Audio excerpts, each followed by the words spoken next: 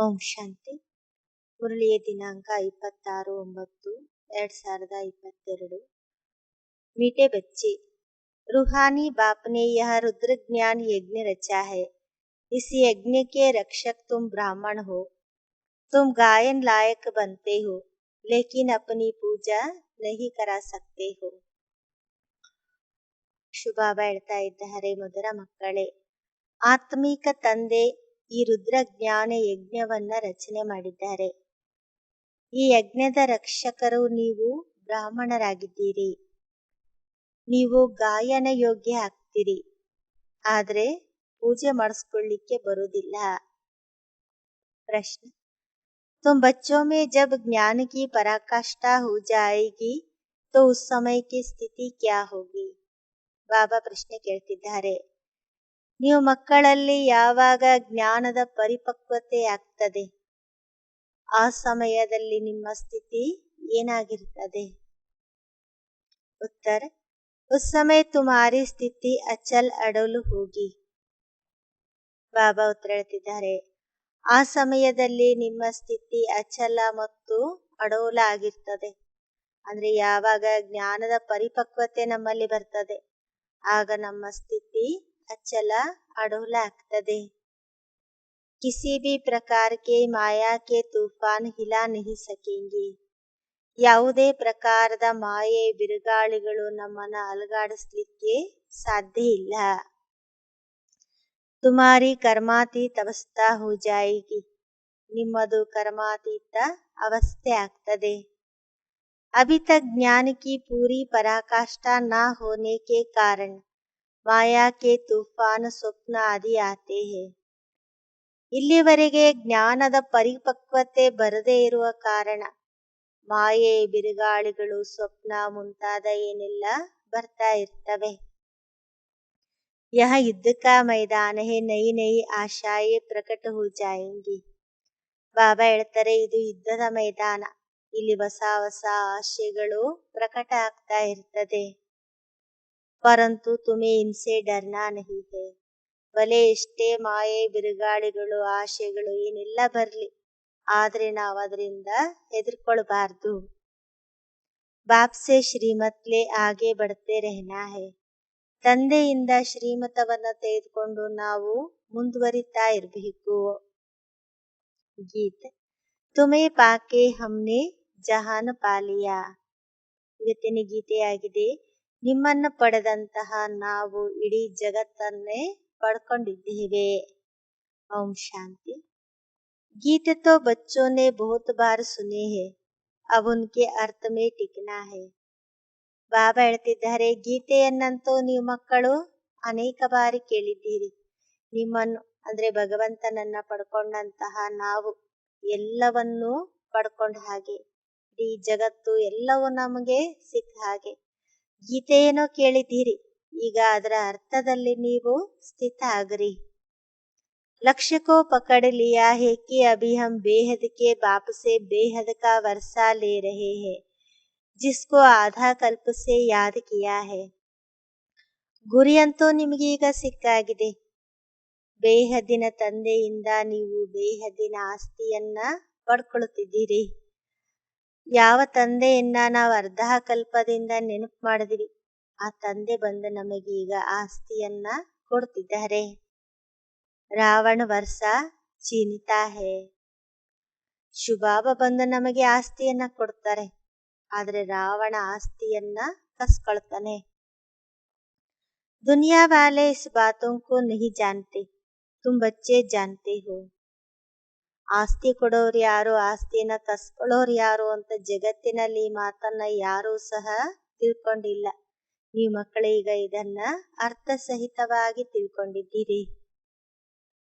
यह रुद्र ज्ञान यज्ञ है, कोई मनुष्यों का नहीं.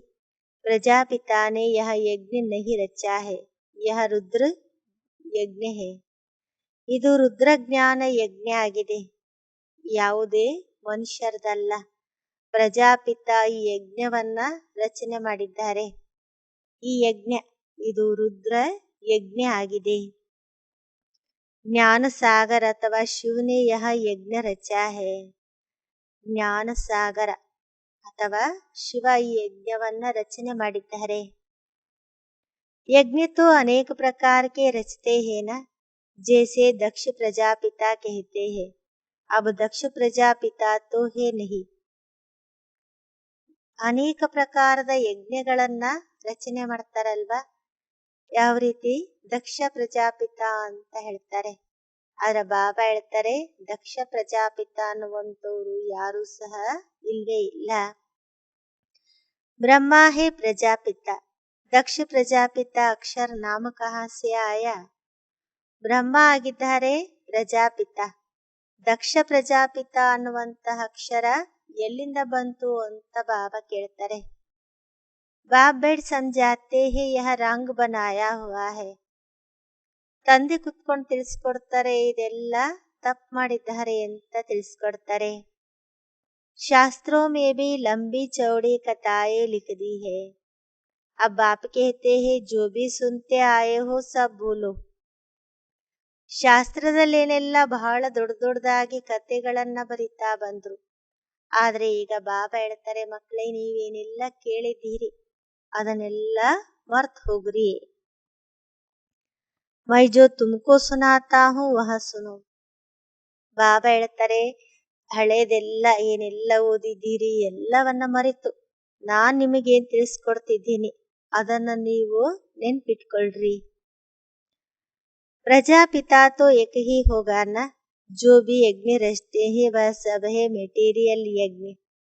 यह है रूहानी बाप की रूहानी यज्ञ. इसमें भी ब्राह्मण चाहिए. ಏನೆಲ್ಲ ಯಜ್ಞಗಳನ್ನ ರಚನೆ ಮಾಡ್ತಾರೆ ಅದೆಲ್ಲ ಮೆಟೀರಿಯಲ್ ಅಂದ್ರೆ ವಸ್ತುಗಳ ಯಜ್ಞ. ಗಂಧ ಚಕ್ಕಿ ಅಂತ ಹಾಕ್ತಾರೆ, ರೇಷ್ಮೆ ಬಟ್ಟೆ, ತುಪ್ಪ ಏನೆಲ್ಲ ಹಾಕ್ತಾರೆ, ಅದು ವಸ್ತುಗಳ ಯಜ್ಞ ಆಗಿದೆ. ಆದ್ರೆ ಇದು ಆತ್ಮೀಕ ತಂದೆಯ ಆತ್ಮೀಕ ಯಜ್ಞ. ಯಜ್ಞ ಅಂದ್ಮೇಲೆ ಅವಶ್ಯವಾಗಿ ಬ್ರಾಹ್ಮಣರಂತೂ ಬೇಕೇ ಬೇಕು. ವಹ ಬ್ರಾಹ್ಮಣ ತೋ ಹೇ ಕುಕುವಂಶಾವಳಿ, ತುಮ್ ಹೋ ಮುಖವಂಶಾವಳಿ. ಬಾಬಾ ಹೇಳ್ತಾರೆ ಆ ಬ್ರಾಹ್ಮಣರು ಅಂದ್ರೆ ಕುಕವಂಶಾವಳಿ, ನೀವಾಗಿದ್ದೀರಿ ಮುಖವಂಶಾವಳಿ. ಮುಖವಂಶಾವಳಿ ಕಬ್ ಪೂಜಾರಿ ಹೋ ನ ಸಕೆ. ತುಮ್ ಪೂಜ್ಯ ಬಂತೆ ಹೋ ವಾಹೆ ಪೂಜಾರಿ. ಮುಖವಂಶಾವಳಿಗಳು ಎಂದಿಗೂ ಕಬ್ ಪೂಜಾರಿ ಹೋ ನ ಸಕೆ. ಮುಖವಂಶಾವಳಿಗಳು ಎಂದಿಗೂ ಪೂಜಾರಿಗಳಾಗೋದಿಲ್ಲ. ನೀವೀಗ ಪೂಜ್ಯರಾಗ್ತಿದ್ದೀರಿ, ಉಳಿದವರೆಲ್ಲ ಪೂಜಾರಿಗಳಾಗಿದ್ದಾರೆ. ತುಮ್ ಗಾಯನ್ ಲಾಯಕ ಬಂತೆ ಹೋ, ತುಮಾರಿ ಪೂಜಾ ಅಭಿ ನಹಿ ಹೋ ಸಕ್ತಿ. ಬಾಬಾ ತಿಳಿಸ್ಕೊಡ್ತಿದ್ದಾರೆ ನೀವೀಗ ಗಾಯನಕ್ಕೆ ಯೋಗ್ಯರಾಗ್ತೀರಿ, ಆದ್ರೆ ಈಗಲೇ ಪೂಜೆ ಮಾಡಿಸ್ಕೊಳ್ಳಿಕ್ಕಂತೂ ಬರೋದಿಲ್ಲ. ತುಮ್ ಪೂಜ್ಯ ಬಂತೆ ಹೋ. ಅಗರ್ ದೇಹದಾರಿ ಕಿ ಪೂಜಾ ಕರ್ತೆ ಹೇ ತೋ ಯಹ ರಾಂಗ್ ಹೈ. ಪವಿತ್ರ ಹೇ ಹಿ ಸತ್ಯುಗ ಮೇ ದೇವತಾಯೇ. ಒಂದು ವೇಳೆ ದೇಹದಾರಿಗಳನ್ನ ಪೂಜೆ ಮಾಡ್ತಾರೆ ಅಂದ್ರೆ ಇದು ತಪ್ಪಾಗಿದೆ. ಯಾಕೆಂದ್ರೆ ಇದು ದೇಹ ಪಂಚತತ್ವಗಳಿಂದ ಮಾಡಲ್ಪಟ್ಟಂತಹ ದೇಹ. ಈ ದೇಹ ಏನಿದೆ ಪಂಚಮಹಾಭೂತ ಅದರಿಂದ ಮಾಡಲ್ಪಟ್ಟಿದೆ. ದೇಹವನ್ನ ಪೂಜೆ ಮಾಡ್ತೀವಿ ಅಂದ್ರೆ ಭೂತ ಪೂಜೆ ಮಾಡಿದ ಹಾಗೆ. ಆದ್ದರಿಂದ ಬಾಬಾ ಹೇಳ್ತಾರೆ ಇದು ತಪ್ಪಾಗಿದೆ. ಪವಿತ್ರವಾಗಿರುವುದು ಅಂದ್ರೆ ಕೇವಲ ಸತ್ಯುಗದಲ್ಲಿರುವಂತಹ ದೇವತೆಗಳು. ಹಿಂದೂओं की रस्म रिवाज है, जिस स्त्री को कहा जाता है पति ही तुम्हारा गुरु ईश्वर सब कुछ है. ಹಿಂದೂಗಳದ ರೀತಿ ನೀತಿ ಪದ್ಧತಿ ಏನೆಲ್ಲ ಇದೆ, ಸ್ತ್ರೀಗೆ ಹೇಳಲಾಗ್ತದೆ ನಿನ್ನ ಪತಿನೇ ನಿನಗೆ ಗುರು ಈಶ್ವರ ಎಲ್ಲವೂ ಸಹ ಆಗಿದ್ದಾನೆ. ತೋ ಪತಿ ಕೆ ಚರಣ ದೋಕರ್ ಪೀತೆ ಹೇ. ಅಲ್ಲಿ ಹೇಳಿದ್ರು ನಿನ್ ಪತಿನೇ ಗುರು ಈಶ್ವರ ಅಂತೇಳಿ. ಆದ್ದರಿಂದ ಪತಿಯ ಚರಣ ಕಾಲುಗಳನ್ನ ತೊಳೆದು ಕುಡಿತಾರೆ. ಆಜ್ಕಲ್ ತೋ ವಹ ರಿವಾಜ್ ನಹಿ ಹೈ.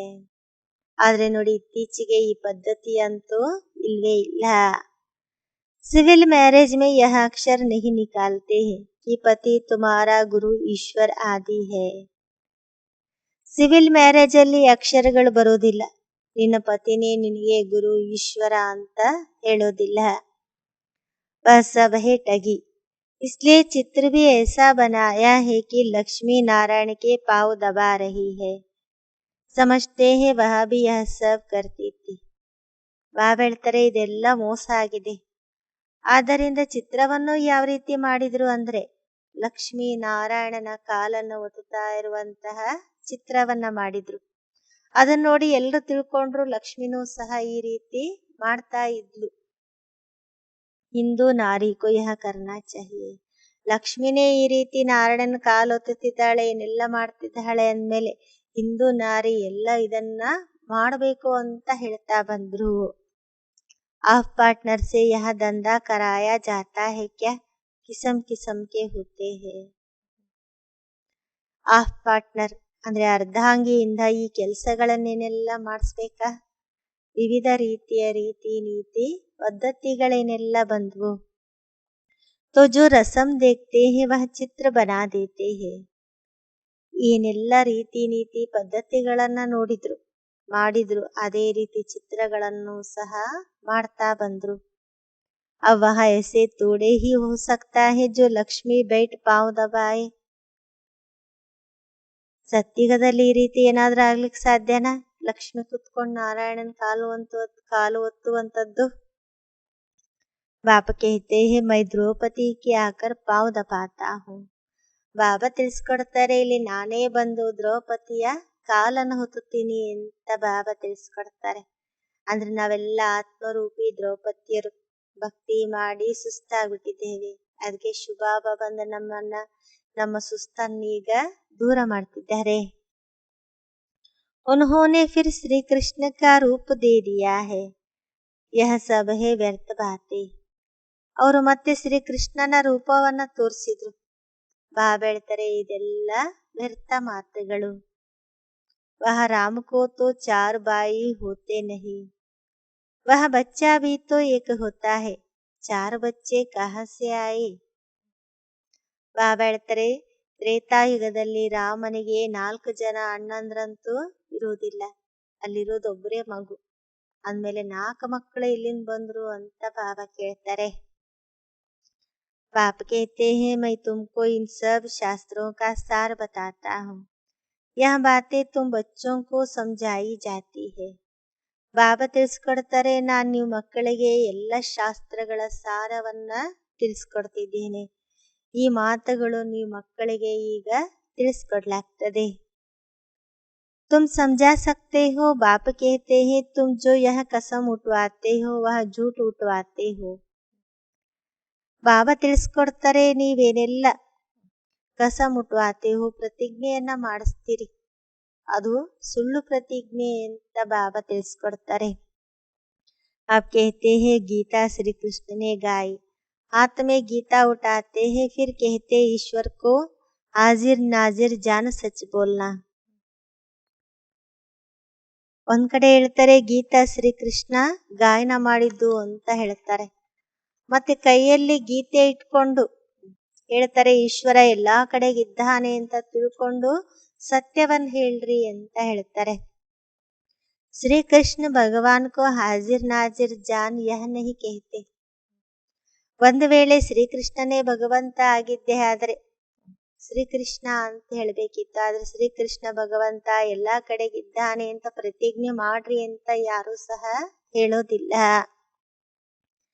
ಈಶ್ವರ के लिए ही कहते हैं. ಈಶ್ವರನಿಗೋಸ್ಕರನೇ ಈ ರೀತಿ ಹೇಳ್ತಾ ಬಂದ್ರು. तो श्री कृष्ण गीता का भगवान है. यह अभी बुद्धि से निकाल दो. ಅದಕ್ಕೋಸ್ಕರ ಬಾಬಾ ಹೇಳ್ತಾರೆ ಶ್ರೀಕೃಷ್ಣ ಗೀತೆಯ ಭಗವಂತ ಅನ್ನೋದನ್ನ ನೀವೀಗ ಬುದ್ಧಿಯಿಂದ ತೆಗೆದು ಹಾಕ್ರಿ.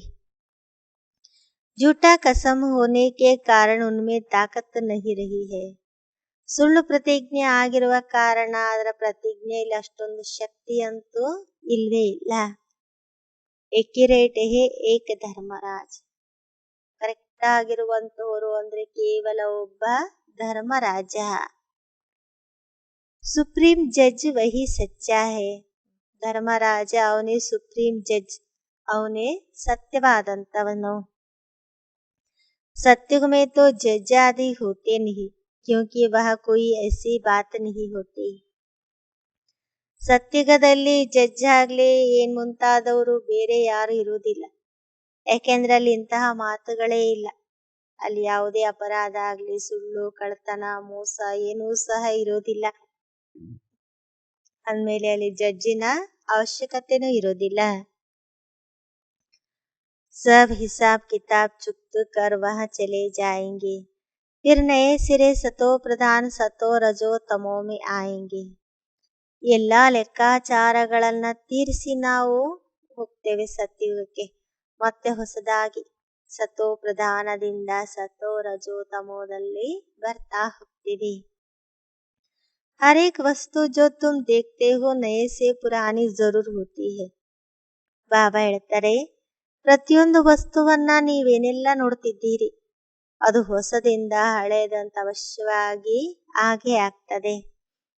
दुनिया भी नए से पुरानी होती है, यह पुरानी दुनिया है. ಜಗತ್ತು ಸಹ ಹೊಸದ್ರಿಂದ ಹಳೆಯದಾಗ್ತದೆ. ಈಗಿರುವಂತಹ ಜಗತ್ತಿದು ಹಳೆಯ ಜಗತ್ತು. परंतु कितने तक पुरानी है यह किसी को पता नहीं है. ಜಗತ್ತು ನೋಡಿ ಹಳೆಯದಾಗಿದೆ, ಆದ್ರೆ ಎಲ್ಲಿವರೆಗೆ ಹಳೆಯದಾಗಿದೆ, ಎಷ್ಟು ಹಳೆಯದು ಅಂತ ಯಾರಿಗೂ ಸಹ ಇದು ಗೊತ್ತಿಲ್ಲ. सदैव 4 भाग में बांटा जाता है, यह भी 4 युग है. ಯಾವಾಗ್ಲೂ 4 ಭಾಗಗಳಲ್ಲಿ ಹಂಚಲಾಗ್ತದೆ. ಇಲ್ಲಿನೂ ಸಹ 4 ಯುಗಗಳಿದ್ದಾವೆ. पहले नया, फिर चौथा पुराना, फिर आधा पुराना, फिर सारा पुराना हो जाता है. ಮೊದಲು ಹೊಸದಾಗಿರ್ತದೆ, ನಂತರ 4ನೇದಾಗಿ ಹಳೆಯದಾಗ್ತದೆ, ಅರ್ಧ ಹಳೆಯದಾಗ್ತದೆ, ನಂತರ ಇಡೀ ಜಗತ್ತೇ ಹಳೆಯದಾಗ್ಬಿಡ್ತದೆ. ಬಿಲ್ಕುಲ್ ಹಿ ಟೂಟನೆ ಕೆ ಲಾಯಕ ಹೋ ಜಾತಾ. ಜಗತ್ತು ನೋಡಿ ಪೂರ್ಣ ಹಳೆಯದಾಗಿ ಮುರಿಯುವಂತಹ ಪರಿಸ್ಥಿತಿ ಬರ್ತದೆ. इस कल्प की आयु 5000 वर्ष है, अभी तुम हो अंत में. ಕಲ್ಪದ ಆಯುಷು 5000 ವರ್ಷ ಆಗಿದೆ, ಈಗ ನೀವು ಅಂತಿಮ ಸಮಯದಲ್ಲಿದ್ದೀರಿ. अंतिम जन्म में तुम बाप से वर्षा पाते हो 21 जन्मों के लिए. ಅಂತಿಮ ಜನ್ಮದಲ್ಲಿ ನೀವು ತಂದೆಯಿಂದ 21 ಜನ್ಮಕ್ಕೋಸ್ಕರ ಆಸ್ತಿಯನ್ನ ಪಡ್ಕೊಳ್ತಿದ್ದೀರಿ. सत्युग त्रेता में 21 जन्म, द्वापर कलयुग में 63 जन्म क्यों होते हैं? क्योंकि पतित बनने से आयु कम हो जाती है. ಸತ್ಯುಗ ತ್ರೇತಾಯುಗದಲ್ಲಿ ನೋಡಿ 21 ಜನ್ಮ ಇರ್ತದೆ, ಆದ್ರೆ ದ್ವಾಪರ ಕಲಿಯುಗದಲ್ಲಿ ಜನ್ಮಗಳ ಸಂಖ್ಯೆ ಜಾಸ್ತಿ ಆಗ್ತದೆ, ಅಂದ್ರೆ 63 ಜನ್ಮ ಆಗ್ತದೆ. ಆದ್ರೆ ಯುಗದ ಆಯುಷ್ಯ ಮಾತ್ರ ಸೇಮ್ ಇರ್ತದೆ, ಆದ್ರೆ ಜನ್ಮಗಳ ಸಂಖ್ಯೆ ಜಾಸ್ತಿ ಆಯ್ತು. ಯಾಕೆ ಅಂದ್ರೆ ನಾವು ಪತಿತ ಆಗೋದ್ರಿಂದ ನಮ್ಮ ಆಯುಷು ಸಹ ಕಡಿಮೆ ಆಗ್ತದೆ. ಆಧಾ ಕಲ್ಪ ಆಯು ಬಡಿ ಹೋತಿ ಹೇ. ಅರ್ಧ ಕಲ್ಪ ಅಂದ್ರೆ ಸತ್ಯುಗ ತ್ರೇತಾಯುಗದಲ್ಲಿ ನಮ್ಮ ಆಯುಷು ಜಾಸ್ತಿ ಆಗಿರ್ತದೆ. ಅಭಿ ತುಮ್ ಯೋಗ सीखते हो, तुम बच्चे यह योग व याद सीखने के लिए नहीं आए हो, यह तुम आते हो सम्मुख मुरली सुनने. ಈಗ ನೀವು ಮಕ್ಕಳು ಯೋಗವನ್ನ ಕಲಿತಾ ಇದ್ದೀರಿ. ನೀವು ಮಕ್ಕಳು ಯೋಗ ಅಥವಾ ನೆನಪನ್ನ ಕಲಿಯುವುದಕ್ಕೋಸ್ಕರ ಇಲ್ಲಿ ಬಂದಿಲ್ಲ. ಇಲ್ಲಿ ನೀವು ಬಂದಿರೋದು ಸಮ್ಮುಖದಲ್ಲಿ ಮುರಳಿಯನ್ನ ಕೇಳಲಿಕ್ಕೆ ಬಂದಿದ್ದೀರಿ. ಮುರಳಿ ತೋ ಬಹುತ್ ಪ್ಯಾರಿ ಲಗ್ತಿ ಹೇ. ಮುರಳಿ ಅಂದ್ರೆ ಎಲ್ರಿಗೂ ಬಹಳ ಪ್ರಿಯ ಅನಿಸ್ತದಲ್ವಾ. ಯೋಗ ತೋ ತುಮ್ ಕಹಾ ಭಿ बैठकर कर सकते हो. ಸಮ್ಮುಖದಲ್ಲಿ ಬಂದು ನೀವು ಮುರಳಿಯನ್ನ ಕೇಳ್ತೀರಿ. ಯೋಗವನ್ನು ನೀವು ಎಲ್ಲಿ ಕುತ್ಕೊಂಡಾದ್ರೂ ನೀವು ಯೋಗ ಮಾಡಬಹುದು. स्टूडेंट के इम्तिहान का जब टाइम होता है तो कहाँ भी होगा बुद्धि में इम्तिहान की ही बातें घूमते रहेंगी. ವಿದ್ಯಾರ್ಥಿಗಳಿಗೆ ಯಾವಾಗ ಪರೀಕ್ಷೆ ಸಮಯ ಇರ್ತದೆ ಆಗ ಅವರು ಎಲ್ಲೇ ಇರಲಿ, ಅವರ ಬುದ್ಧಿಯಲ್ಲಿ ಪರೀಕ್ಷೆಯ ಮಾತುಗಳೇ ತಿರುಗ್ತಾ ಇರ್ತವೆ.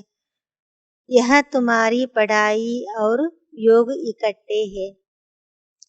ಇಲ್ಲಿ ನಿಮ್ಮ ವಿದ್ಯಾಭ್ಯಾಸ ಮತ್ತು ಯೋಗ ಎರಡು ಒಟ್ಟೊಟ್ಟಿಗೆ ಇಲ್ಲಿ ನಡೀತಾ ಇದೆ. ಪಢಾನೆ ವಾಲೋಂ ಕೋ ಭಿ ಯಾದ್ ಕರ್ನಾ ಪಡೆ. ಓದಿಸುವಂತಹ ತಂದೆಯನ್ನು ಸಹ ನಾವು ನೆನಪು ಮಾಡಬೇಕಾಗ್ತದೆ. ಬಾಪ್ ಕೆಹತೆ ಹೇ ಮಾಮಿ ಕಮ್ ಯಾದ್ ಕರೋ. ಬಾಬಾ ತಿಳಿಸ್ಕೊಡ್ತಾರೆ, ಮಕ್ಕಳೇ ನನ್ನೊಬ್ಬನನ್ನೇ ನೆನಪು ಮಾಡ್ರಿ. ಭೂಲ್ ಸೆ ಶ್ರೀ ಕೃಷ್ಣ ಕಾ ನಾಮ ಡಾಲ್ ದಿಯಾ ಹೇ. ಗೀತೆಯಲ್ಲಿ ನೋಡಿ ಮರ್ತು ಅಥವಾ ತಪ್ಪಾಗಿ ಶ್ರೀಕೃಷ್ಣನ ಹೆಸರನ್ನು ಹಾಕಿದ್ರು. सन्यासी आदि तो श्री कृष्ण को याद करते नहीं है. बाकी किसने कहा मनमना भव. तत्व ब्रह्म तो नहीं कह सकते. ಸನ್ಯಾಸಿಗಳು ಮುಂತಾದವರು ಶ್ರೀಕೃಷ್ಣನನ್ನ ಅವರು ನೆನಪು ಮಾಡೋದಿಲ್ಲ. ತಪ್ಪಾಗಿ ಅಲ್ಲಿ ಶ್ರೀಕೃಷ್ಣನ ಹೆಸರು ಹಾಕಿದ್ರು. ಬಾಕಿ ಇಲ್ಲಿ ಹೇಳಿದಿಯಾರು ಮನ್ಮನಾಭವ, ತತ್ವ ಅಥವಾ ಬ್ರಹ್ಮ ಅಂತ ಹೇಳಲಿಕ್ಕೆ ಬರೋದಿಲ್ಲ. बाप इस मुख का आधार लेकर कहते हैं बच्चे मामी कम याद करो. ತಂದೆ ಬ್ರಹ್ಮನ ಮುಖವನ್ನ ಆಧಾರವಾಗಿ ತೆಗೆದುಕೊಂಡು ಹೇಳ್ತಾರೆ, ಮಕ್ಕಳೇ ನನ್ನೊಬ್ಬನನ್ನೇ ನೆನಪು ಮಾಡ್ರಿ. यह सब पॉइंट्स बुद्धि में धारण करनी होती है, फिर समझाना होता है. ಈ ಎಲ್ಲಾ ಪಾಯಿಂಟ್ಸ್ ಗಳನ್ನ ನಾವು ಫಸ್ಟ್ ಬುದ್ಧಿಯಲ್ಲಿ ನಾವಿದನ್ನ ಧಾರಣೆ ಮಾಡ್ಕೊಳ್ಳಬೇಕು. ನಂತರ ನಾವಿದನ್ನ ಬೇರೆಯವರಿಗೆ ತಿಳಿಸ್ಕೊಡ್ಬೇಕು. कांग्रेसी लोग कितना आवाज से बोलते थे. उनका लीडर था बापूजी. वह था जिस्मानी बापूजी या है फिर रूहानी बाप. ಕಾಂಗ್ರೆಸ್ನವರು ಬಹಳ ಜೋರಾಗಿ ಹೇಳ್ತಾ ಇದ್ರು. ಅವರ ಲೀಡರ್ ಆಗಿದ್ರು ಗಾಂಧಿ ಬಾಪೂಜಿ. ಅವರು ಶಾರೀರಿಕ ಬಾಪೂಜಿ. ಇಲ್ಲಿರುವಂತವರು ಆತ್ಮೀಕ ತಂದೆಯಾಗಿದ್ದಾರೆ. सभी का बाप तो गांधी जी हो न सके. ಶುಭಾಬಾ तो सबका बाप है ना. ಎಲ್ಲರಿಗೂ ತಂದೆ ಗಾಂಧೀಜಿ ಆಗ್ಲಿಕ್ಕಂತೂ ಸಾಧ್ಯ ಇಲ್ಲ. ಆದ್ರೆ ಶುಭಾಬಾ ಎಲ್ಲರಿಗೂ, ಇಡೀ ಜಗತ್ತಿನಲ್ಲಿರುವಂತಹ ಎಲ್ಲ ಆತ್ಮರಿಗೂ ಸಹ ತಂದೆಯಾಗಿದ್ದಾರೆ. ಬ್ರಹ್ಮ भी बाप है जरूर, परंतु इस समय सिर्फ तुम जानते हो. ಬ್ರಹ್ಮನು ಸಹ ಅವಶ್ಯವಾಗಿ ತಂದೆಯಾಗಿದ್ದಾರೆ. ಆದರೆ ಬ್ರಹ್ಮ ತಂದೆ ಅನ್ನುವಂತಹ ಮಾತನ್ನ ಈ ಸಮಯದಲ್ಲಿ ನೀವೀಗ ತಿಳ್ಕೊಂಡಿದ್ದೀರಿ. ಸಾರಿ ದುನಿಯಾ ತೋ ನಹಿ ಮಾನೇಗಿ ಕ್ಯೂಂಕಿ ಸಮಜ್ತೆ ನಹಿ. ಬ್ರಹ್ಮನನ್ನ ತಂದೆ ಅಂತ ಇಡೀ ಜಗತ್ತು ಒಪ್ಕೊಳ್ಳೋದಿಲ್ಲ. ಯಾಕೆ ಅಂದ್ರೆ ಅವರು ಇದನ್ನೇನನ್ನು ಸಹ ತಿಳ್ಕೊಂಡಿಲ್ಲ. या हम बापू निराकार शिव बाबा को कहते हैं, वह सभी का बाप है. ಇಲ್ಲಿ ನಾವು ತಂದೆ ಅಂತ ನಿರಾಕಾರ ಶುಭಾವನಿಗೆ ಹೇಳ್ತೀವಿ. ಯಾಕೆ ಅಂದ್ರೆ ಅವರು ಎಲ್ರಿಗೂ ಸಹ ತಂದೆಯಾಗಿದ್ದಾರೆ. बच्चों को कितनी पॉइंट्स समझाते हैं, कभी आत्मा पर, कभी परमात्मा पर, कभी शास्त्र पर. ಬಾಬಾ ನೋಡಿ ಮಕ್ಕಳಿಗೆ ಇಷ್ಟೊಂದು ಪಾಯಿಂಟ್ಸ್ ಗಳನ್ನ ತಿಳಿಸ್ಕೊಡ್ತಿರ್ತಾರೆ. ಕೆಲವೊಮ್ಮೆ ಆತ್ಮದ ಬಗ್ಗೆ, ಕೆಲವೊಮ್ಮೆ ಪರಮಾತ್ಮನ ಬಗ್ಗೆ, ಕೆಲವೊಮ್ಮೆ ಶಾಸ್ತ್ರಗಳ ಬಗ್ಗೆ ತಿಳಿಸ್ಕೊಡ್ತಿರ್ತಾರೆ. ढेर के ढेर भारत में शास्त्र है और धर्म वालों का तो एक ही शास्त्र होता है. ಭಾರತದಲ್ಲಿ ನೋಡಿ ಅನೇಕ ಶಾಸ್ತ್ರಗಳಿವೆ. ಆದ್ರೆ ಬೇರೆ ಧರ್ಮದವ್ರದ್ದು ಕೇವಲ ಒಂದೇ ಒಂದು ಶಾಸ್ತ್ರ ಇರ್ತದೆ. यहाँ तो ಅನೇಕ ಶಾಸ್ತ್ರ है. ಬಾಬಾ ತಿಳಿಸ್ಕೊಡ್ತಾರೆ, ಇಲ್ಲಿ ಅನೇಕ ಶಾಸ್ತ್ರಗಳಿದ್ದಾವೆ. ಫಾಲೋವರ್ಸ್ भी जो कुछ सुनते सत सत करते रहते हैं, ये ऑब्जेक्ट कुछ भी नहीं. ಫಾಲೋವರ್ಸ್ ಏನೆಲ್ಲ ಕೇಳ್ತಾರೆ ಎಲ್ಲವನ್ನ ಸತ್ಯ ಸತ್ಯ ಅಂತ ಹೇಳ್ತಾ ಬಂದ್ರು. ಮುಖ್ಯ ಗುರಿ ಉದ್ದೇಶ ಏನೂ ಸಹ ಇಲ್ವೇ ಇಲ್ಲ. जैसे राधा स्वामी पंथ है, अब नाम था रखा है राधा स्वामी. राधे का स्वामी तो भी कृष्ण है. वास्तव में जिस रूप में भारतवासी श्री कृष्ण को समझते हैं, वैसे ही नहीं. ರಾಧಾ ಸ್ವಾಮಿ ಪಂಥದವರು ಹೆಸರಿಟ್ಟಿದ್ದಾರೆ ರಾಧಾ ಸ್ವಾಮಿ, ರಾಧೆ ಸ್ವಾಮಿ ಕೃಷ್ಣ ಅಂತ. ವಾಸ್ತವದಲ್ಲಿ ಯಾವ ರೂಪದಲ್ಲಿ ಭಾರತವಾಸಿಗಳು ಶ್ರೀಕೃಷ್ಣನ ಬಗ್ಗೆ ತಿಳಿಸ್ಕೊಡ್ತಾರೆ? ಆ ರೀತಿಯಂತೂ ಇಲ್ವೇ ಇಲ್ಲ. राधे तो कुमारी है, श्री कृष्ण कुमारा है, फिर कृष्ण का स्वामी कैसे कहेंगे? ರಾಧೆ ಕುಮಾರಿಯಾಗಿದ್ದಾಳೆ, ಶ್ರೀಕೃಷ್ಣ ಕುಮಾರ ಅಂದಮೇಲೆ ಕೃಷ್ಣನಿಗೆ ಸ್ವಾಮಿ ಅಂತ ಹೇಗೆ ಹೇಳಲಾಗ್ತದೆ? जब स्वयंवर बाद लक्ष्मी नारायण बने तब स्वामी कहा जाए. ಯಾವಾಗ ಶ್ರೀಕೃಷ್ಣ ಸ್ವಯಂವರದ ನಂತರ ಲಕ್ಷ್ಮೀ ನಾರಾಯಣ ಆಗ್ತಾರೆ, ಆಗ ಸ್ವಾಮಿ ಅಂತ ಹೇಳಲಾಗ್ತದೆ. छोटेपन में तो आपस में खेल पाल करते हैं. ಯಾವಾಗ ನೋಡಿ ಕೃಷ್ಣ ರಾಧೆ ಚಿಕ್ಕವರು ಇರ್ತಾರೆ, ಆಗ ಆಟ ಪಾಠಗಳನ್ನ ಮಾಡ್ತಿರ್ತಾರೆ. तो वहाँ कोई पक्का स्वामी तोड़े ही हुआ. ಅಂದಮೇಲೆ ಕೃಷ್ಣ ಏನಾದ್ರೂ ಪಕ್ಕಾ ಸ್ವಾಮಿ ಏನಾದ್ರೂ ಆದ್ನ? बहुत है जो सगाई को भी तोड़ देते हैं. अब लक्ष्मी नारायण तो दिखाते हैं, परंतु नारायण के बाप का नाम क्या है कभी बता नहीं सकेंगे. ಈ ಅನೇಕರು ನೋಡಿ ನಿಶ್ಚಿತಾರ್ಥವನ್ನ ಮದುವೆಯನ್ನು ಸಹ ಮುರಿದು ಬಿಡ್ತಾರೆ, ಲಕ್ಷ್ಮೀನಾರಾಯಣನನ್ನ ತೋರಿಸ್ತಾರೆ. ಆದ್ರೆ ನಾರಾಯಣ ತಂದೆ ಯಾರು ಅಂತ ಕೇಳಿದ್ರೆ ಇದನ್ನ ಯಾರಿಗೂ ಹೇಳಲಿಕ್ಕೆ ಬರೋದಿಲ್ಲ. अब श्री कृष्ण के माँ बाप दिखाते हैं. ಶ್ರೀಕೃಷ್ಣನ ತಂದೆ ತಾಯಿಯನ್ನ ತೋರಿಸ್ತಾರೆ, ಆದ್ರೆ ನಾರಾಯಣನ ತಂದೆ ತಾಯಿಯನ್ನ ತೋರಿಸೋದಿಲ್ಲ. राधे और श्री कृष्ण दोनों के माँ बाप अलग अलग है. ರಾಧೆ ಮತ್ತು ಶ್ರೀಕೃಷ್ಣ ಇಬ್ಬರ ತಂದೆ ತಾಯಿಗಳು ಬೇರೆ ಬೇರೆಯಾಗಿರ್ತಾರೆ. राधे और जगह की थी, श्री कृष्ण फिर और जगह का था. ರಾಧೆ ಬೇರೆ ಸ್ಥಳದಲ್ಲಿರುವಂತವಳು, ಶ್ರೀಕೃಷ್ಣ ಬೇರೆ ಸ್ಥಳದಲ್ಲಿರುವಂತವನು. सत्य की बातों का सार अगड़म बगड़म कर दिया है.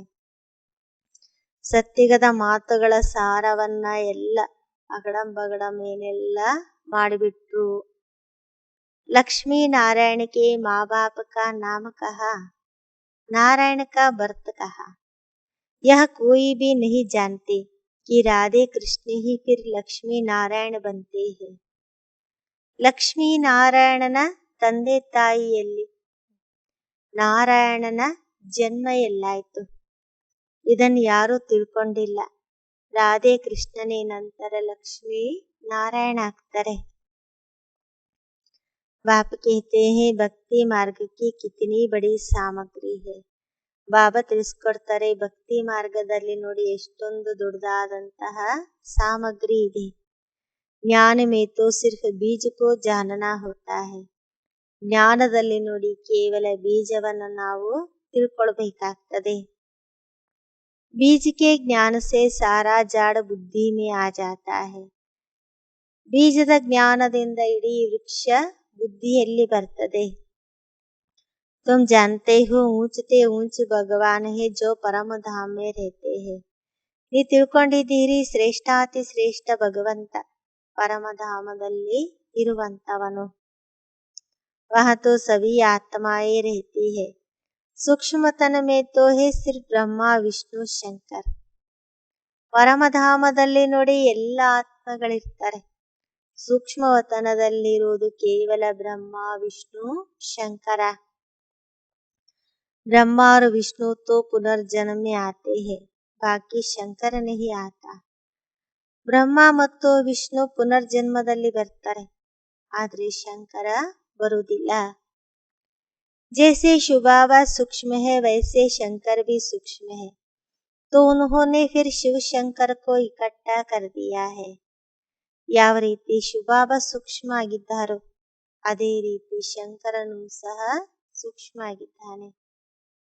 ಆದ್ರೆ ಇಲ್ಲಿ ಶಿವ ಮತ್ತು ಶಂಕರ ಇಬ್ಬರನ್ನ ಒಟ್ಟಿಗೆ ತೋರಿಸ್ಬಿಟ್ರು.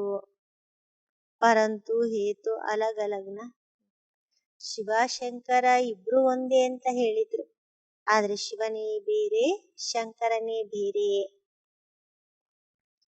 शिव बाबा ब्रह्मा द्वारा स्थापना, विष्णु द्वारा पालना, फिर शंकर द्वारा विनाश कराते हैं. ಶಿವಬಾಬಾ ಬ್ರಹ್ಮನ ಮೂಲಕ ಸ್ಥಾಪನೆ, ವಿಷ್ಣುವಿನ ಮೂಲಕ ಪಾಲನೆ, ನಂತರ ಶಂಕರನ ಮೂಲಕ ವಿನಾಶ ಮಾಡಿಸ್ತಾರೆ. ಬ್ರಹ್ಮ ಸೋ ವಿಷ್ಣು ಹೋ ಜಾತೆ ಹೇ, ಬ್ರಹ್ಮ ಸರಸ್ವತಿ ಸೋ ಲಕ್ಷ್ಮೀ ನಾರಾಯಣ ಬಂತೆ ಹೇ.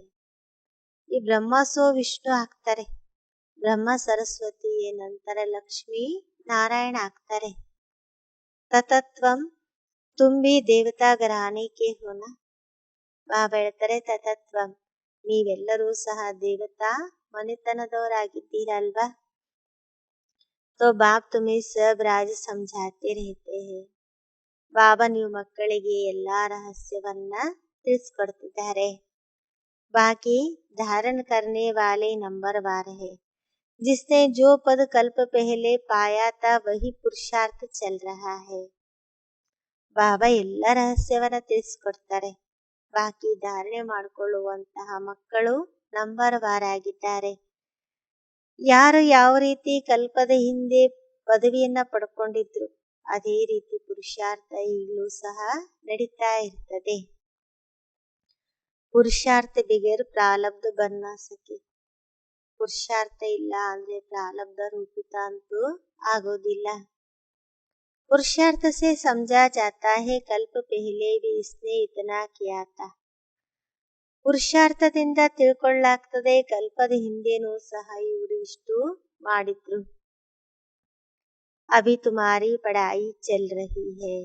ಈಗ ನೀವು ಮಕ್ಕಳ ವಿದ್ಯಾಭ್ಯಾಸ ನಡೀತಾ ಇದೆ.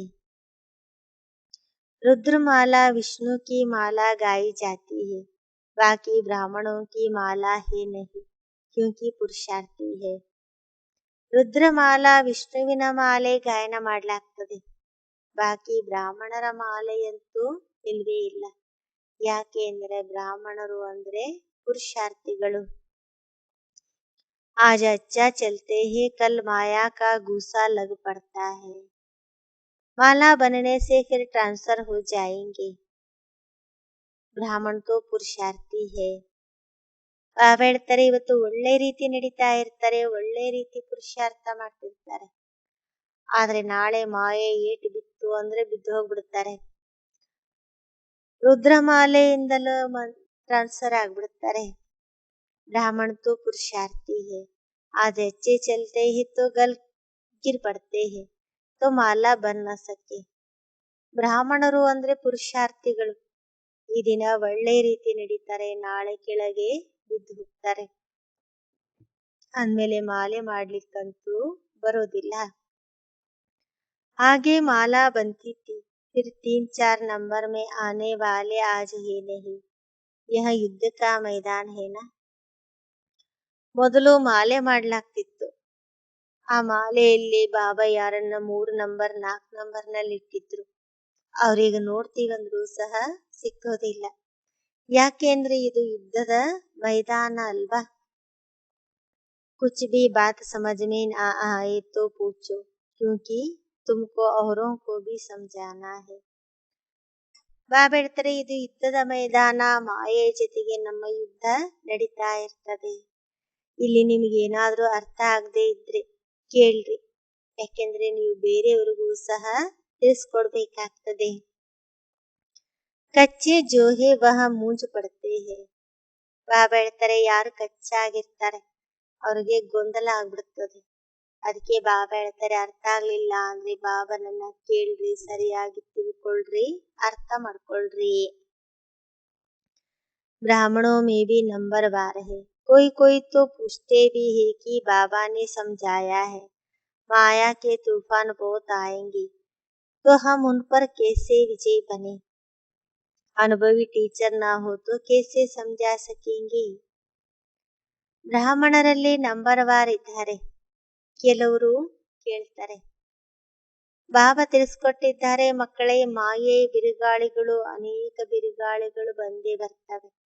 ಆ ಬಿರುಗಾಳಿಗಳ ಮೇಲೆ ನಾವು ಹೇಗೆ ವಿಜಯಿಗಳಾಗಬೇಕು ಅಂತ ಬಾಬಾ ನಮಗಿಲ್ಲಿ ತಿಳಿಸ್ಕೊಟ್ಟಿದ್ದಾರೆ. ಒಂದು ವೇಳೆ ಅನುಭವಿ ಟೀಚರ್ ಇಲ್ಲ ಅಂದ್ರೆ ಬೇರೆಯವರಿಗೂ ಸಹ ತಿಳಿಸ್ಕೊಡ್ಲಿಕ್ಕೆ ಬರೋದಿಲ್ಲ. बाप समझाते हैं यह माया के तूफान स्वप्न आदि सब आएंगे. जब तक ज्ञान की पूरी पराकाष्ठा आ जाए, कर्मातीत अवस्था हो, इस समय तो बहुत आएंगे. ಬಾಬಾ ತಿಳಿಸ್ಕೊಡ್ತಾರೆ, ಮಾಯೆ ಬಿರುಗಾಳಿಗಳು ಸ್ವಪ್ನ ಮುಂತಾದವುಗಳು ಅವಶ್ಯವಾಗಿ ಬಂದೇ ಬರ್ತವೆ. ಎಲ್ಲಿವರೆಗೆ ನಮಗೆ ಜ್ಞಾನದಲ್ಲಿ ಪರಿಪಕ್ವತೆ ಬರೋದಿಲ್ಲ, ಕರ್ಮಾತೀತ ಅವಸ್ಥೆ ಆಗೋದಿಲ್ಲ, ಅಲ್ಲಿವರೆಗೆ ಮಾಯೆ ಬಿರುಗಾಳಿಗಳಂತೂ ಬಂದೇ ಬರ್ತವೆ.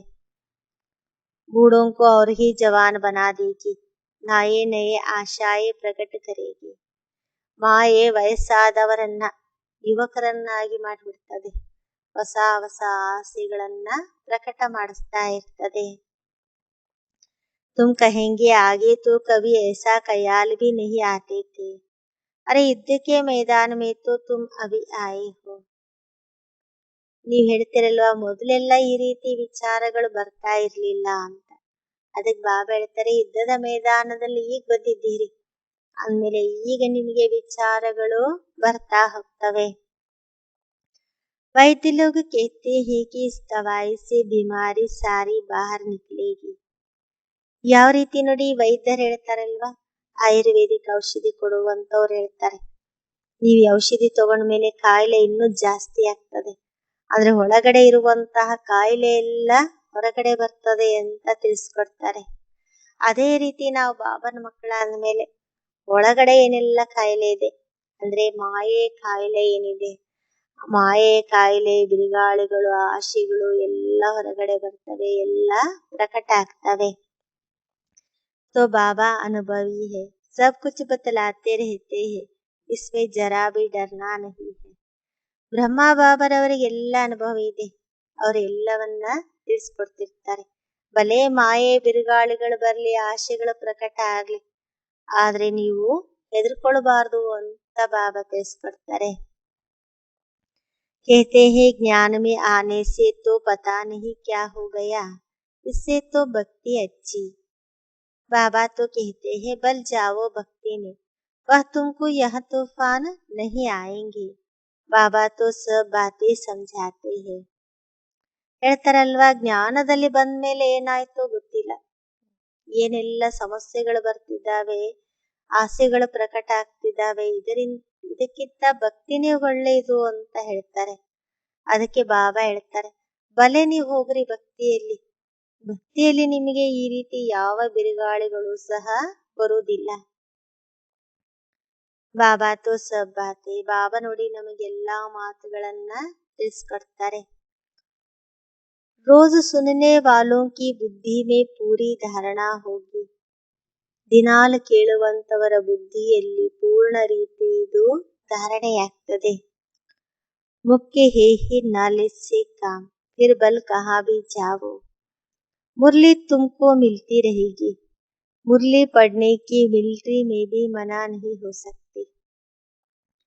ಮುಖ್ಯವಾಗಿರೋದು ನಮಗೆ ಜ್ಞಾನದ ಜೊತೆಗೆ ಕೆಲಸ. ಬಲಿ ನೀವು ಎಲ್ಲಾದ್ರೂ ಹೋಗ್ರಿ, ನೀವು ಮುರುಳಿ ಅಂತೂ ಸಿಕ್ಕೇ ಸಿಗ್ತದೆ. ಮಿಲಿಟರಿಯಲ್ಲಿರುವಂತವ್ರಿಗೂ ಮುರುಳಿ ಓದ್ಲಿಕ್ಕೆ ಯಾರು ಬೇಡ ಅಂತ ಹೇಳೋದಿಲ್ಲ. मिलिट्री को ऐसे थोड़े ही कहेंगे कि बाइबल व ग्रंथ आदि नहीं पढ़ो, सब पढ़ते हैं. ಮಿಲಿಟರಿ ಅವರಿಗೆ ಏನಾದ್ರೂ ಈ ರೀತಿ ಹೇಳ್ತಾರ, ಬೈಬಲ್ ಗ್ರಂಥ ಮುಂತಾದವುಗಳನ್ನ ಓದ್ಬೇಡ್ರಿ ಅಂತೇಳಿ? ಅಲ್ಲಿ ಎಲ್ರು ಎಲ್ಲ ಓದ್ತಿರ್ತಾರೆ. ಉನೋಕೆ ಮಂದಿರ್ ಬಿ ಹೋತೆ ಹೇ ತೋ ಮುರ್ಲಿ ಕಹಾ ಬಿ ಮಿಲ್ ಸಕ್ತಿ ಹೇ, ಅಲ್ಲಿ ಎಲ್ಲರ ಮಂದಿರಗಳಿರ್ತವೆ. ಅಂದಮೇಲೆ ಬಾಬಾ ಹೇಳ್ತಾರೆ, ನೀವು ಮಕ್ಕಳಿಗೆ ಮುರುಳಿ ಎಲ್ಲಿದ್ರೂ ಸಹ ನಿಮಗೆ ಮುರುಳಿ ಸಿಗ್ತದೆ. फिर भी तो लक्ष्य मिला हुआ है ना, मुख्य बात ही है बाप का परिचय देना. ನಿಮಗೆ ಮುಖ್ಯ ಗುರಿ ಸಿಕ್ಕಿದೆ, ಮುಖ್ಯವಾದಂತಹ ಮಾತಾಗಿದೆ ಎಲ್ಲರಿಗೂ ತಂದೆಯ ಪರಿಚಯವನ್ನ ಕೊಡೋದು. पहले तो निश्चय बेटे कि हमको पढ़ाने वाला नॉलेज गॉड फादर है, तब और बातों को समझा सकेंगे. ಮೊದಲು ನಿಶ್ಚಯ ಕುತ್ಕೊಳ್ಬೇಕು, ನಮಗೆ ಓದಿಸುವಂತವರು ಜ್ಞಾನಪೂರ್ಣ ಪರಮಾತ್ಮ ತಂದೆಯಾಗಿದ್ದಾರೆ, ನಂತರ ಎಲ್ಲಾ ಮಾತುಗಳನ್ನು ನಾವು ತಿಳಿಸ್ಕೊಡ್ಬಹುದು. गॉड फादर कैसे आकर पढ़ाते हैं यह किसी को पता नहीं है.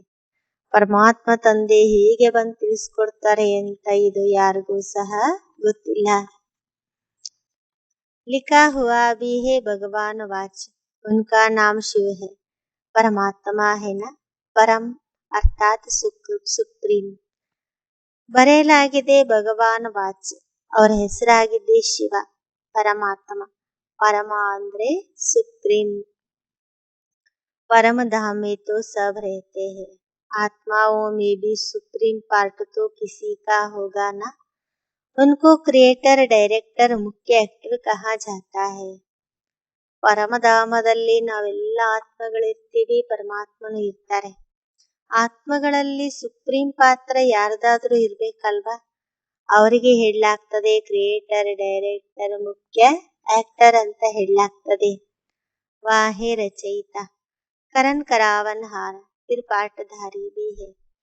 ತಂದೆ ರಚಯಿತ ಆಗಿದ್ದಾರೆ, ಮಾಡುವಂತವರು, ಮಾಡಿಸುವಂತವರು, ನಂತರ ಪಾತ್ರಧಾರಿಯೂ ಸಹ ಆಗಿದ್ದಾರೆ. इसमें आकर कितना पार्ट बजाते हैं जिससे भारत ಸ್ವರ್ಗ बनता है. ಬ್ರಹ್ಮನ ಶರೀರದಲ್ಲಿ ಬಂದು ನೋಡಿ ಏನೆಲ್ಲ ಪಾತ್ರವನ್ನ ಮಾಡ್ತಾರೆ, ಇದರಿಂದ ಭಾರತ ಸ್ವರ್ಗ ಆಗ್ತದೆ. ऊंचते ऊंच बाप शुबाबा आया क्या आकर किया कुछ भी नहीं जानते. ಶ್ರೇಷ್ಠಾತಿ ಶ್ರೇಷ್ಠ ತಂದೆ ಶುಭಾಬ ಬಂದ್ರು, ಬಂದು ಏನನ್ನ ಮಾಡಿದ್ರು ಅಂತ ಯಾರೂ ಸಹ ಇದನ್ನ ತಿಳ್ಕೊಂಡಿಲ್ಲ. ಕಲ್ಪ ಕಿ ಆಯು ಹಿ ಲಂಬಿ ಕರ್ ದಿ ಹೈ, ಕಲ್ಪದ ಆಯುಷನ್ನೇ ಲಕ್ಷಾಂತರ ವರ್ಷ ಅಂತ ಹೇಳಿದ್ರು. ಬಾಪ್ कहते हैं मुझे आना ही है कलिगंत और सत्य आदि में. ಬಾಬಾ ತಿಳಿಸ್ಕೊಡ್ತಾರೆ, ನಾನು ಬರೋದೇ ಕಲಿಯುಗದ ಅಂತ್ಯ ಮತ್ತು ಸತ್ಯಯುಗದ ಆದಿಯಲ್ಲಿ. सत्युग में लक्ष्मी नारायण का राज्य था, पावन दुनिया थी, हम सो पावन फिर हम सो पतित. ಸತ್ಯುಗದಲ್ಲಿ ಲಕ್ಷ್ಮೀನಾರಾಯಣರ ರಾಜ್ಯ ಇತ್ತು, ಪಾವನ ಜಗತ್ತಿತ್ತು, ನಾವೇ ಪಾವನರು, ನಂತರ ನಾವೇ ಪತಿತರಾಗ್ತೇವೆ. ಚढ़ती कला उतरती कला कैसे होती है, अभी यह सब तुम्हारी बुद्धि में है. ಏರುವ ಕಲೆ, ಇಳಿಯುವ ಕಲೆ ಯಾವ ರೀತಿ ಆಗ್ತದೆ, ಈಗಿದೆಲ್ಲ ನೀವು ಮಕ್ಕಳ ಬುದ್ಧಿಯಲ್ಲಿದೆ. बाप कहते हैं बच्चे सबको बाप का परिचय देते रहो. बाप जब स्वर्ग का रचयिता है तो जरूर हमको स्वर्ग की बादशाही मिलनी चाहिए. ಬಾಬಾ ಹೇಳ್ತಾರೆ, ಮಕ್ಕಳೇ ಎಲ್ಲರಿಗೂ ತಂದೆ ಪರಿಚಯ ಕೊಡ್ತಾ ಇರಿ. ತಂದೆ ಯಾವಾಗ ಸ್ವರ್ಗದ ರಚಯಿತ ಆಗಿದ್ದಾರೆ ಅಂದ್ಮೇಲೆ ಅವಶ್ಯವಾಗಿ ನಮಗೆ ಸ್ವರ್ಗದ ಬಾದಶಾಹಿ ಸಿಗಬೇಕು. भारत को थी अब नहीं है, इसलिए भगवान को आना ही पड़ता है. ಭಾರತಕ್ಕೆ ಸ್ವರ್ಗದ ಬಾದಶಾಹಿ ಇತ್ತು, ಆದ್ರೆ ಈಗ ಇಲ್ಲ, ಅದಕ್ಕೋಸ್ಕರ ಮತ್ತೆ ಭಗವಂತನೇ ಬರಬೇಕಾಗ್ತದೆ. ಭಾರತ ಹಿ ಶುಭಾಬಾ ಕಾ ಬರ್ತ್ ಪ್ಲೇಸ್ ಹೈ, ಭಾರತನೇ ಶುಭಾಬನ ಜನ್ಮಭೂಮಿಯಾಗಿದೆ. ಆಕರ್ ತುಮಕೋ ಸ್ವರ್ಗವಾಸಿ ಬನಾಯಾ ಥಾ, ಅಬ್ ತುಮ್ ಭೂಲ್ ಗಯೇ ಹೋ. ತಂದೆ ಬಂದು ನಮ್ಮನ್ನ ಸ್ವರ್ಗವಾಸಿಯನ್ನಾಗಿ ಮಾಡಿದ್ರು, ಆದ್ರೆ ಈಗ ನೀವು ಇದನ್ನೆಲ್ಲ ಮರ್ತು ಬಿಟ್ಟಿದ್ದೀರಿ. ಭೂಲ್ ಔರ್ ಅಭೂಲ್ ಕಾ ಯಹ ಖೇಲ್ ಹೈ, ಮರೆಯುವುದು ಮತ್ತು ಮರೆಸುವಂತಹ ಆಟ ಇದಾಗಿದೆ. इस नॉलेज को भूलने से फिर उतरती कला होती है, एक सेकेंड में जीवन मुक्ति चढ़ती कला. ಈ ಜ್ಞಾನವನ್ನ ಮರೆಯೋದ್ರಿಂದ ಇಳಿಯುವ ಕಲೆಯಲ್ಲಿ ಬರ್ತೀರಿ, ಮತ್ತೆ ಒಂದು ಸೆಕೆಂಡಿನಲ್ಲಿ ಜೀವನ ಮುಕ್ತಿ ಅಂದ್ರೆ ಏರುವ ಕಲೆಯಲ್ಲಿ ಬರ್ತೀರಿ. ಜೀವನ ಬಂದ में कितना समय लगा, यह बातों में शास्त्र में तोड़े ही है. ಜೀವನ ಬಂಧನದಲ್ಲಿ ಎಷ್ಟು ಸಮಯ ಆಯ್ತು, ಈ ಎಲ್ಲಾ ಮಾತುಗಳು ಯಾವ ಶಾಸ್ತ್ರದಲ್ಲಂತಿದು ಇಲ್ವೇ ಇಲ್ಲ. ಜನಕ್ಕೆ ಬಾತ್ है ना, बाप कहते हैं जो भी कुछ पढ़ा है सब भूल जाओ. ಜನಕನ ಮಾತಿದೆಯಲ್ವಾ, ಬಾಬಾ ಹೇಳ್ತಾರೆ ಏನೆಲ್ಲ ಓದಿದ್ದೀರಿ ಎಲ್ಲವನ್ನ ಈಗ ಮರ್ತು ಹೋಗ್ರಿ. बाप टीचर सदगुरु मैं ही हूँ, 21 जन्मों का तुमको वर्षा देता हूँ. ತಂದೆ ಟೀಚರ್ ಸದ್ಗುರು ನಾನೇ ಆಗಿದ್ದೇನೆ, ನಾನೇ ನಿಮಗೆ 21 ಜನ್ಮದ ಸ್ವರ್ಗದ ಆಸ್ತಿ ಕೊಡ್ತೀನಿ ಅಂತ ಬಾಬಾ ಹೇಳ್ತಾರೆ. फिर भी अहो मम माया तुम कब्रिस्तान बना देती हो. ಆದ್ರೂ ನೋಡಿ ಮಮ ಮಾಯ ಎಲ್ಲರನ್ನ ಕಬ್ರಿಸ್ತಾನ್ಗಳನ್ನಾಗಿ ಮಾಡಿದೆ. ಶುಭಾಬಾ ಪರಿಸ್ಥಾನ ಬನಾತೆ ಹೇ, ಮಾಯೆ ಕಬ್ರಿಸ್ತಾನ್ ಮಾಡ್ತದೆ, ಶುಭಾಬಾ ಪರಿಸ್ಥಾನವನ್ನಾಗಿ ಮಾಡ್ತಾರೆ. माया बहुत बच्चों को धोखा देती है क्योंकि श्रीमत पर ठीक रीति नहीं चलते हैं. ಮಾಯೆ ಅನೇಕ ಮಕ್ಕಳಿಗೆ ಮೋಸ ಮಾಡ್ತಾ ಇರ್ತದೆ, ಯಾಕೆಂದ್ರೆ ಶ್ರೀಮತದಂತೆ ಅವರು ಸರಿಯಾಗಿ ನಡೆಯೋದಿಲ್ಲ. अच्छा, मीठे मीठे सिखलदे बच्चों प्रति माता पिता बाप दादा का याद प्यार और गुड मॉर्निंग. रूहानी बाप की रूहानी बच्चों को नमस्ते. हम रूहानी बच्चों की रूहानी बाप दादा को याद प्यार और गुड मॉर्निंग और नमस्ते नमस्ते नमस्ते. धारणेಗಾಗಿ मुख्य सार. फर्स्ट पॉइंट, मुरली रोज जरूर पढ़नी है. माया के तूफानों से डरना नहीं है. ಮುರಳಿಯನ್ನ ಅವಶ್ಯವಾಗಿ ಪ್ರತಿದಿನ ಓದಬೇಕು. ಮಾಯೆ ಬಿರುಗಾಳಿ ಬಂದ್ರೆ ಎಂದಿಗೂ ಹೆದರ್ಕೊಳ್ಬಾರದು. किसी भी प्रकार के धोखे से बचने के लिए श्रीमत लेते रहना है. ಯಾವುದೇ ಪ್ರಕಾರದ ಮೋಸಗಳಿಂದ ನಮ್ಮನ್ನು ನಾವು ರಕ್ಷಣೆ ಮಾಡಿಕೊಳ್ಳುವುದಕ್ಕೋಸ್ಕರ ಶ್ರೀಮತವನ್ನ ತೆಗೆದುಕೊಳ್ಳುತ್ತಾ ಇರಬೇಕು.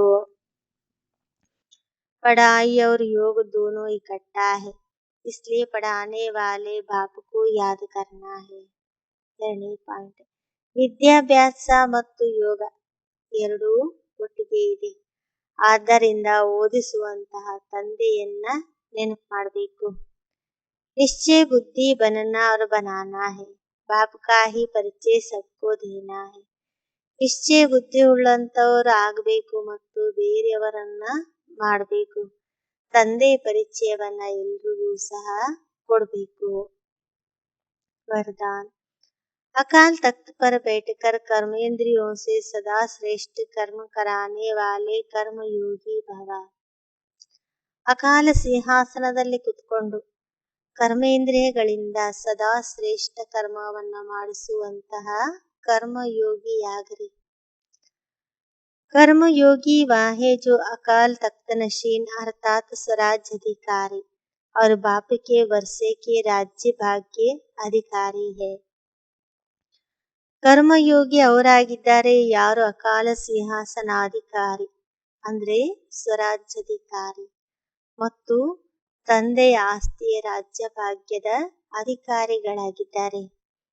जो सदा अकाल तख्त पर बैठकर कर्म करते हैं उनके कर्म श्रेष्ठ होते हैं क्योंकि सभी कर्मेंद्रियां लॉ और आर्डर पर रहती है. ಯಾರು ಅಕಾಲ ಸಿಂಹಾಸನಾಧಿಕಾರಿಯಾಗಿದ್ದಾರೆ ಅವರು ಸದಾ ಸಿಂಹಾಸನದಲ್ಲಿ ಕೂತ್ಕೊಂಡು ಕರ್ಮವನ್ನ ಮಾಡಿಸ್ತಾರೆ. ಆದ್ದರಿಂದ ಅವರ ಪ್ರತಿಯೊಂದು ಕರ್ಮ ಶ್ರೇಷ್ಠ ಆಗಿರ್ತದೆ, ಯಾಕೆಂದ್ರೆ ಕರ್ಮೇಂದ್ರಿಯಗಳು ಲಾ ಅಂಡ್ ಆರ್ಡರ್ ನಿಯಮ ಮತ್ತು ಆಜ್ಞೆಯ ಅನುಸಾರವಾಗಿ ನಡೀತಾ ಇರ್ತವೆ. अगर कोई तख्त पर टीक न हो तो लॉ और आर्डर चल नहीं सकता. ಒಂದು ವೇಳೆ ಯಾರಾದರೂ ಸಿಂಹಾಸನದ ಮೇಲೆ ಸರಿಯಾಗಿ ಕುತ್ಕೊಳ್ಳಿಲ್ಲ ಅಂದ್ರೆ ಅವರ ನಿಯಮ ಮತ್ತು ಆಜ್ಞೆಗಳು ನಡೆಯುವುದಿಲ್ಲ. तो तख्त नशीन आत्मा सदा यथार्थ कर्म और यथार्थ कर्म का प्रत्यक्ष फल खाने वाली होती है. उसे खुशी भी मिलती है तो शक्ति भी मिलती है. ಸಿಂಹಾಸನಾಧಿಕಾರಿ ಆತ್ಮ ಸದಾ ಯಥಾರ್ಥ ಕರ್ಮ ಮತ್ತು ಯಥಾರ್ಥ ಕರ್ಮದ ಪ್ರತ್ಯಕ್ಷ ಫಲ ತಿನ್ನುವಂತದ್ದಾಗಿರ್ತದೆ. ಅವರಿಗೆ ಖುಷಿನೂ ಸಿಗ್ತದೆ, ಜೊತೆಗೆ ಶಕ್ತಿನೂ ಸಿಗ್ತದೆ. ಸ್ಲೋಗನ್, ब्रह्मा बाप के प्यारे वह है जिनका ब्राह्मण कल्चर से प्यार है. ಬ್ರಹ್ಮ ತಂದೆ ಮೇಲೆ ಬ್ರಹ್ಮ ಬಾಪ್ಗೆ ಪ್ಯಾರೆ. ಬ್ರಹ್ಮನಿಗೆ ಯಾರು ಪ್ರಿಯ ಆಗ್ತಾರಂದ್ರೆ ಯಾರಿಗೆ ಬ್ರಾಹ್ಮಣ ಸಂಸ್ಕೃತಿಯ ಮೇಲೆ ಪ್ರೀತಿ ಇರ್ತದೆ ಅವರು ಬ್ರಹ್ಮನಿಗೂ ಸಹ ಪ್ರಿಯರಾಗಿರ್ತಾರೆ. ಅಚ್ಚ ಅಂಶ.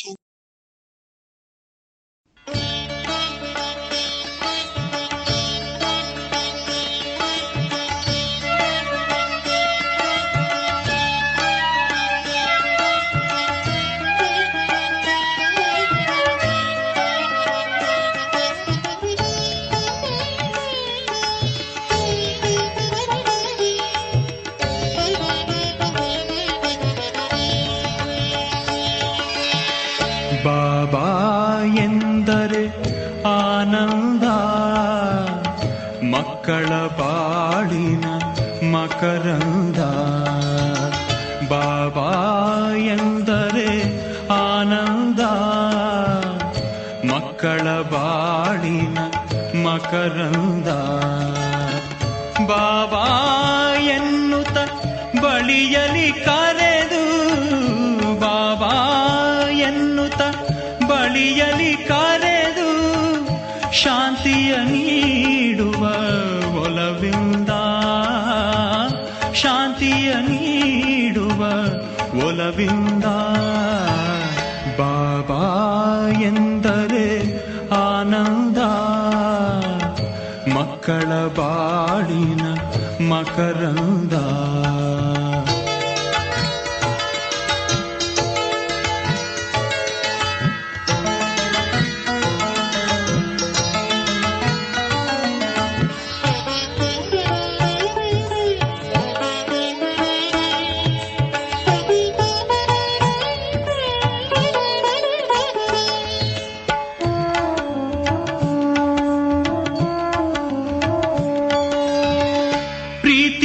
ಚಿಲುಮೆಯೇ ಬಾಬಾ, ಭೀತಿ ನಿವಾರಕ ಬಾಬಾ. ಪ್ರೀತಿಯ ಚಿಲುಮೆಯೇ ಬಾಬಾ, ಭೀತಿ ನಿವಾರಕ ಬಾಬಾ.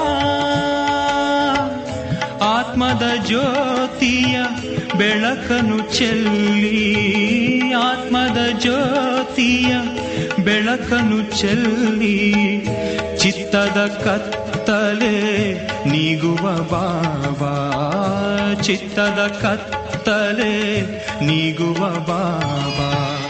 ಬಾಬಾ ಎಂದರೆ ಆನಂದ, ಮಕ್ಕಳ ಬಾಳಿನ ಮಕರಂದ.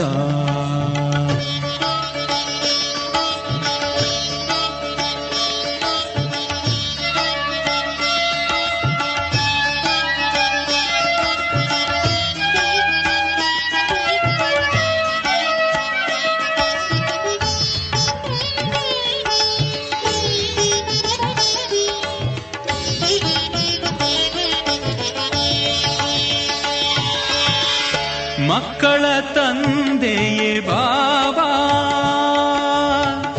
ಜ್ಯೋತಿ ಸ್ವರೂಪನೇ ಬಾಬಾ. ಮಕ್ಕಳ ತಂದೆಯೇ ಬಾಬಾ, ಜ್ಯೋತಿ ಸ್ವರೂಪನೇ ಬಾಬಾ. ಆತ್ಮದ ಮಾರ್ಗದಿ ಮುಂದಕ್ಕೆ ನಡೆಯೇ, ಆತ್ಮದ ಮಾರ್ಗದಿ ಮುಂದಕ್ಕೆ ನಡೆಯೇ. ಮುಕ್ತಿಯ ದಾರಿಯ ತೋರುವ ಬಾಬಾ, ಮುಕ್ತಿಯ ದಾರಿಯ ತೋರುವ ಬಾಬಾ. ಬಾಬಾ ಎಂದರೆ ಆನಂದ, ಮಕ್ಕಳ ಬಾಳಿನ ಮಕರಂದ.